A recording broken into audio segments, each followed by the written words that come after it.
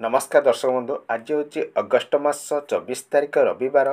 पाणीपाग केन्द्र आसला एक बड़ सूचना। पाणीपाग नहीं कि आसला गोटे बड़ अपडेट। चलते संपूर्ण खबर उपर नजर पकाइबा। अगस्ट 25 तारिख बेलू आउ एक लघुचाप 5 दिन प्रबल वर्षा संभावना। विशेषकर उत्तर और उपकूल ओडिशा रे वर्षार प्रभाव अधिक रहिबो। आसंता 24 घंटे राज्य में अनेक स्थान में हालुकारु मध्यम धरणर वर्षा सह बिजुली घड़घड़ी वर्षार संभावना रही।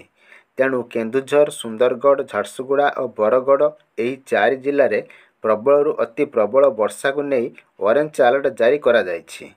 पाणीपाग विभाग प्रबल वर्षा नहीं अनुगुल, मयूरभंज, देवगढ़ और संबलपुर जिले में येलो वार्निंग मध्य जारी करिछि।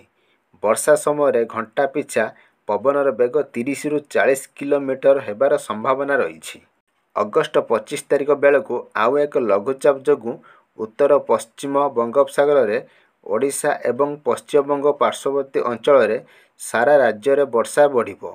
प्रबल वर्षा पाई कटक, जाजपुर, जगतसिंहपुर, केन्द्रापड़ा, बालेश्वर, मयूरभंज और केन्दुझर जिला मानकु येलो वार्निंग जारी होईछि। 27 तारिख जाए राज्य में प्रबल वर्षा लगी रहिबो। वर्षा समय 30 रु 40 किलोमीटर छटका पवन हेबार संभावना रही। तेणु मेघुआ पाग सह पवनर बेग को नहीं समुद्र अशांत रहिबो। तेणु 23 और 24 तारिख 2 दिन जाए समुद्र मध्य को न जावाकू मत्स्यजीवी को बारण करा जायछि।